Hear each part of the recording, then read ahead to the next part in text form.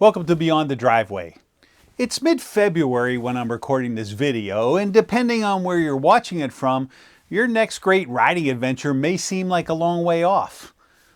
True as that may be, now is the time you should be planning those rides. I reached out to my riding group right after New Year's, and we've been fine-tuning our riding plans ever since. So how do you find out about great rides? And once you do, what's the best way to plan the ride, from transportation to and from, to lodging, and great eats along the way? Well, subscribing to this channel is a great start.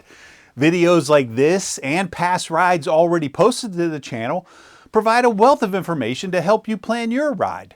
The subscription button is right down there. Go ahead and click it. You won't be disappointed. You'll find links to information I mention in this and all my biking videos in the description below each of them.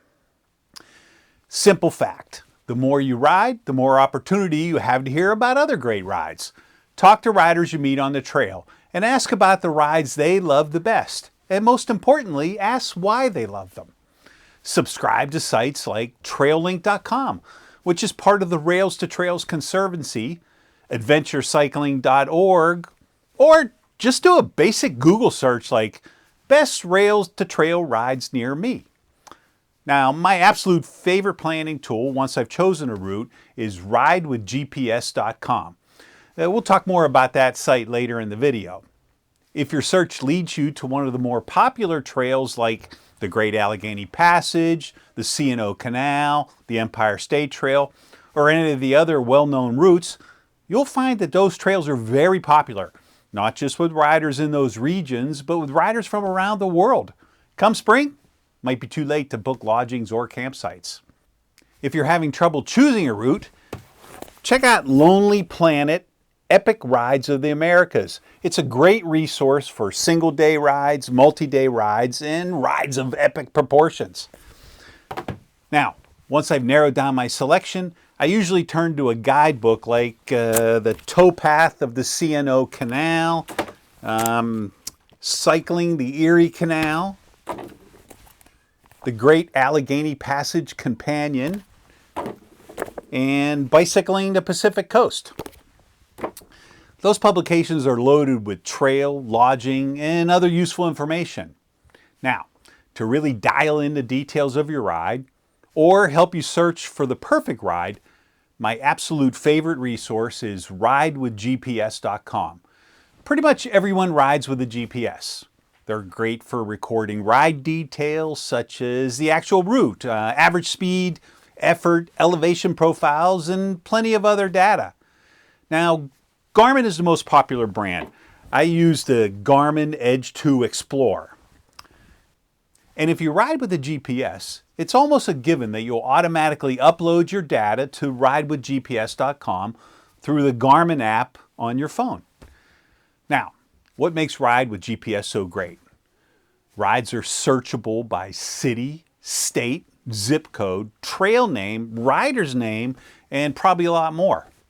It's completely free to access all that information. But if you want to upload a route to your GPS, or use the route planner map to create your own, you'll have to pay a monthly or annual fee. I use the route planner quite often. It's well worth the fee. Ride with GPS route details are indispensable when planning your ride. Let's take a look. When you first log on to Ride with GPS, it will ask you to create an account. Choose the free account. That's really all you'll need to explore the rides you're interested in. Once you set up your profile, it creates a dashboard for you. Now, the dashboard tracks your stats by week, month, year, and career. I encourage you to make all your rides public. That way other users can benefit from your routes just like you're benefiting from theirs. Let's check out the search feature. Say you live in Bozeman, Montana. You have 147 posted rides to choose from. Atlanta, Georgia, 200 rides. Now, it saves your search activity too. The Empire State Trail is one of the rides I'm planning for this year. Drilling down on trail details is where Ride with GPS is the most helpful for planning. Now, this rider rode and posted the exact ride I'm planning for this summer. It's 212 miles long, has an elevation gain of 9,700 feet. 88% of the ride is paved and 12% is unpaved. You can see the elevation profile as you move along the route. This is helpful in gauging the difficulty of the ride. And if you're making a multi-day ride of it, you can pair it with a guidebook to help find campsite, hotels, and food stops. The app really takes all the hassle out of planning your ride. Lastly, transportation. If you're not doing a loop, you'll need to find a way back to your car. Check with the local bike shop at either end of your planned trail. They'll be a great resource for a local shuttle service. If you're planning to ride anywhere in the Northeast or East, look into Amtrak. We'll be using the train exclusively this year for all the riders in my group. We're converging on the starting point from 3 different states.